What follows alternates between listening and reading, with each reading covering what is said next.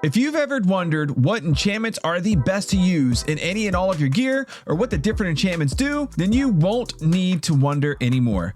Here I have all of the enchantments laid out for you, and I will let you know specifically which ones I use on my gear as we go through. Consider this your one-stop shop enchanting video, so be sure to save this for later use, share it with your friends and family, and help this video get seen by more people by clicking the like button below, subscribing to the channel, and tell me in the comments section what is your favorite overall enchantment. I'm curious to see what you say.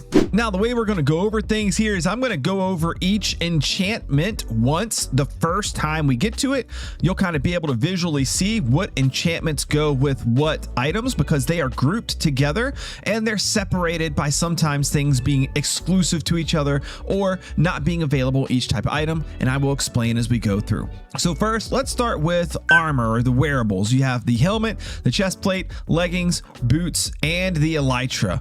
All of these can use the two enchantments Unbreaking 3 and Mending. So Unbreaking 3 will make it so items have a chance to not lose durability. They will last longer when you get hit, or in the case of the elytra, it will last longer during flight, losing durability less frequently. So that's less often that it needs to be repaired. And then Mending. Mending basically makes it to where anytime you get experience points from any source, those experience points will first go towards mending the durability on any item that needs it, that's equipped or is being held in your hand. It does not count if it's just in your inventory. It has to be either equipped in a slot or it has to be actively held in your hand. Unbreaking and Mending go great together as well, because Unbreaking, making it so you lose durability less frequently, means Mending has to use less experience points to mend up your gear. So these two definitely always go together.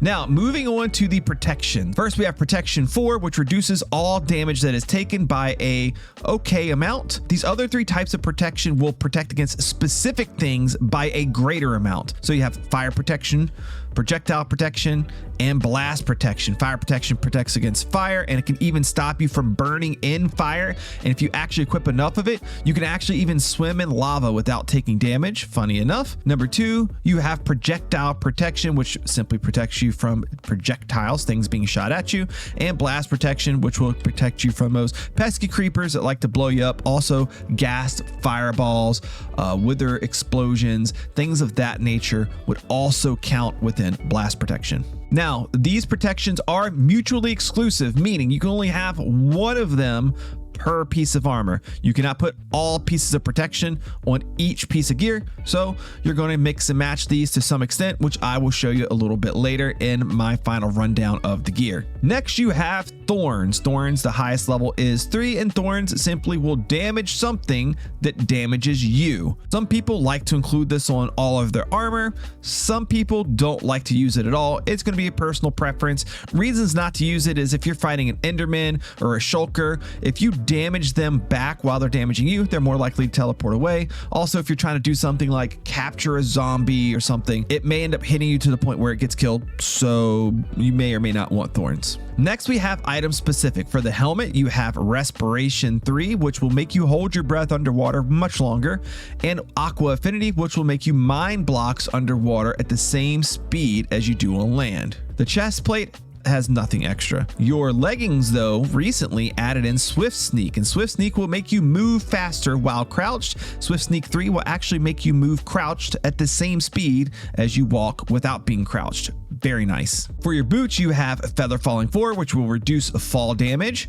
You have Soul Speed 3, which will increase your movement speed on soul sand and soul soil. And you have mutually exclusive items here of Depth Strider, which will make you walk/swim in water faster up to land speed at the highest level, or you can pick Frostwalker, which will make it so you can walk on water by freezing the water underneath your feet. These two are mutually exclusive. You have to pick one or the other. You cannot put both on your boots.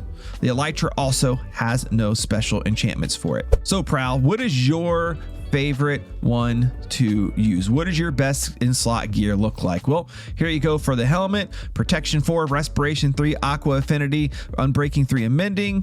The chest plate will also have Protection 4 on it. Pants will have Protection 4 as well, and will have Swift Sneak on them. And then the boots, I'm going to put Fire Protection on. Having a little bit of extra fire protection as opposed to what the regular protection gives you, because your regular protection does protect you from fire as well, but not as much as fire protection does. So if you're prone to sometimes falling in lava when digging, if you're going to the nether or something like that, you really want to have at least one piece of fire protection gear. Sometimes, especially in the nether for long periods, you may even want 2 pieces of fire protection, because it's going to basically make it to where lava can't kill you. At least it's going to take lava a long time to kill you. And you can maybe have, say, 2 different chest plates, and your second chest plate would have fire protection on it. So you have 2 fire protection gear and 2 protection gears. If you're more prone to dying to mobs though, or if you know you're going to go into a hard fight, let's say against the Wither, against Enderman, or you're going to be going into like the end where there's no lava, maybe you want all pieces of gear to have protection for, because that's going to help you a lot. It is not uncommon for people to carry multiple pieces of gear with a couple of different combinations to fit situations that they find most helpful. Now, moving on to the weapons here. First, you have Unbreaking and Mending is available on all weapons and the shield. I'm not going to go over those again. You can read the descriptions there or head back over to the previous part of the video to see what they do, but they're available here as well. First, let's talk about the sword. The sword has a few unique things to it. It has a looting 3. Looting 3 will simply make it to where when you kill a mob with your sword, or you're holding the sword in your hand, when the mob dies from a trident killer, the mob will drop an increased amount of loot. You have Knockback 2, which simply knocks the mob back a decent ways whenever hit, and you have Fire Aspect 2, which when the mob is hit, it will catch on fire and burn. The sword does have 3 mutually exclusive enchantments on it that you can choose to take. There's Sharpness 5, which does an increased melee damage. This is general to all mobs. You have Smite 5, which increases damage to the undead by an amount greater than what Sharpness 5 gives you. So if you're only fighting undead, such as the Wither, Smite 5 is going to be stronger. Or Bane of Arthropods 5, which will increase damage or slow spiders, bees, endermites, and silverfish. Now, this guy, honestly, arthropods is pretty much worthless, because you're going to one-shot all of these things if you have a netherite sword with Sharpness 5 on it anyways, so it doesn't matter. Cross it out. We'll talk about a unique way that you can kind of get both of these, the Sharpness and Smite, on 2 different things in a way that makes sense. I'll explain a little bit later. Let's move on to the bow though. The bow does have a mutually exclusive thing with Infinity. So Infinity for the bow will make it so shooting the bow does not consume regular arrows. It will still consume tipped arrows, so keep that in mind. When choosing between these 2, you're mainly going to consider a couple things. First of all, what is your access to arrows? If you're early game, you probably don't have a lot of access to arrows, so getting Infinity early can be somewhat beneficial. Also, if you just can't aim very good, so you shoot a ton of arrows all the time, then maybe you need Infinity. But if you have good aim and you have a source of arrows coming in, Mending is probably the way to go. That way, your bow doesn't lose durability to the point where it breaks, which you don't want to happen. The bow also has Power 5, which will simply increase the damage of arrows that are shot. You have Punch 2, which is basically like knockback for the bow. You have Flame, which is basically like Fire Aspect for the bow. For the crossbow, you have Quick Charge, which will significantly, at Quick Charge 3, decrease the amount of time between loading arrows into the crossbow. This is great for increasing the damage per second of the bow. And you have a mutually exclusive decision here between Piercing or Multi-Shot. With Piercing 4, arrows will pierce entities such as mobs, and I think Piercing 4 will go through 5 mobs. It'll hit 5 total, whereas Multi-Shot will fire 3 arrows at the same time. With Piercing, if you hit 1 less than the cap for how many mobs can be hit, the arrow will pierce through the last mob and sit on the ground. You can pick your arrows back up. It's almost like a version of Infinity for the crossbow. Kind of neat. Then we have the Trident.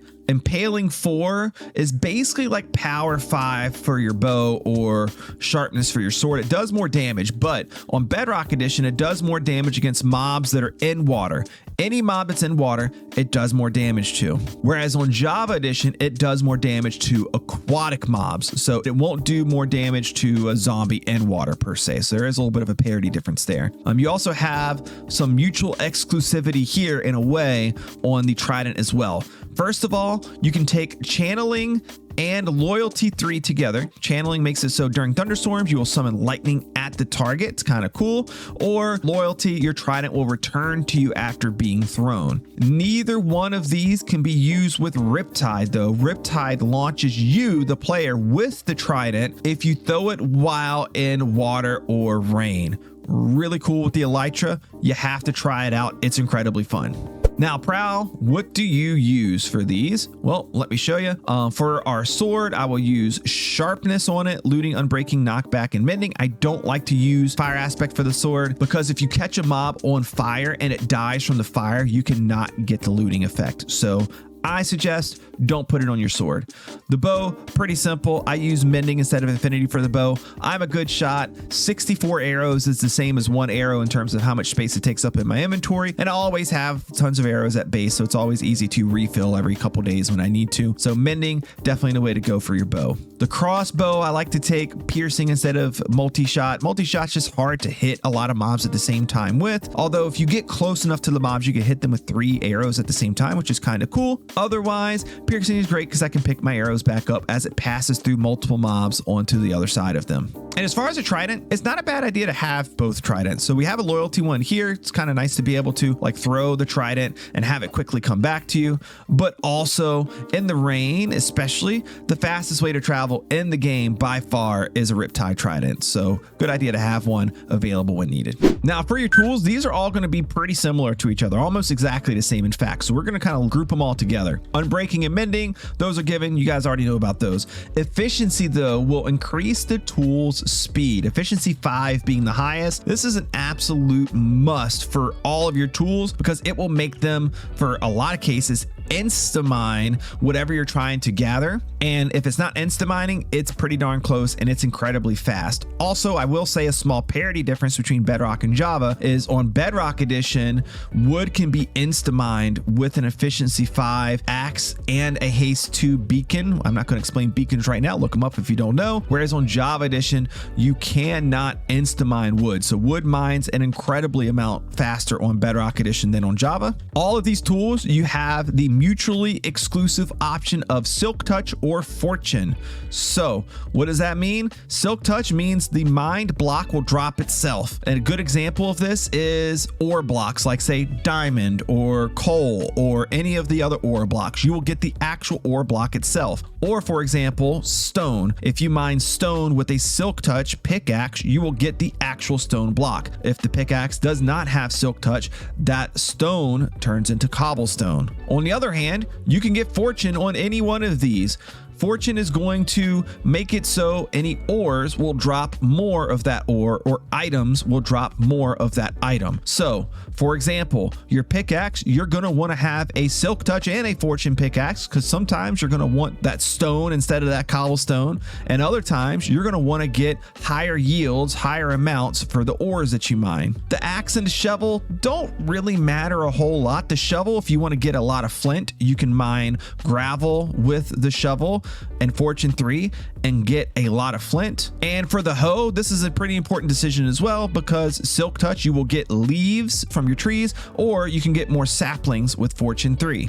Also, something else that this works on that a lot of people don't always know about is crops. So potatoes, carrots, you will get more potatoes and carrots from those crops if you use a Fortune 3 tool of any type, and it does not lose or take away durability from your tool to get it. And then from wheat and beetroot, you will get more seeds. You will not get more wheat or beetroot. And I guess one reason to take Fortune 3 on your axe could be for melons, because if you mine a melon with Fortune 3, you will get more melon slices, but if you mine a melon with Silk Touch, you'll get the whole melon. So it just depends on which one you want when it comes to that. But sticking with the axe here, you have one more enchantment that the axe can take, and it is that Sharpness 5, Smite 5, or Bane of Arthropods 5. I'm not going to explain those again because we explained those with the sword, but my advice to you is put Smite 5 on your axe. A Smite 5 axe will do more damage to undead mobs than a Sharpness 5 sword will. So Smite 5 axe, great for fighting the Wither, and you don't have to have a second sword with Smite on it. Just put Smite on your axe. And last but definitely not least, we have like the extra tools, the extra things that people don't really even think about enchanting. You have all of these will be able to take Unbreaking 3 and Mending, just like we've talked about before. Your shears can actually take Efficiency 5, and you may be asking, Prowl, why the heck do I want Efficiency 5 on my shears? Well, you may or you may not, but one cool fact about Efficiency 5 on shears is it will insta break wool blocks. So if you're building with wool, then you may want to have Efficiency 5 shears because you will instantly mine that wool block up. Very nice, very handy. And you may be asking, what is this? This is the brush. You may or may not have used it if you've messed with archaeology, but you can make an Unbreaking 3 mending brush. Yep, that's right. You need to have mending on your brush, people. I'm sticking with the fishing rod for just one more second here. There's a couple of enchantments for it. You can get Luck of the Sea 3, which will increase your rate of good loot that you find, or treasure loot. And you can put Lure 3, which will decrease the time between fish biting the rod and you being able to reel something in. And that's it. That's enchanting right there. If you enjoyed this video, click the like button. If you enjoyed this video and you like my tutorials, you need to click the subscribe button as well. If you want to help support the channel, click the super thanks button or become a channel member. There are tons of perks for the channel memberships. Just check out the membership page and go ahead and drop me a comment down below and let me know, did you learn anything new from this enchantment video? Anything that you didn't know before, anything at all? Or do you have any tips or tricks when it comes to enchanting for people that they may like to know? Again, comment that down below. Thank you so much for watching. I appreciate you guys, and you have a good one. Bye.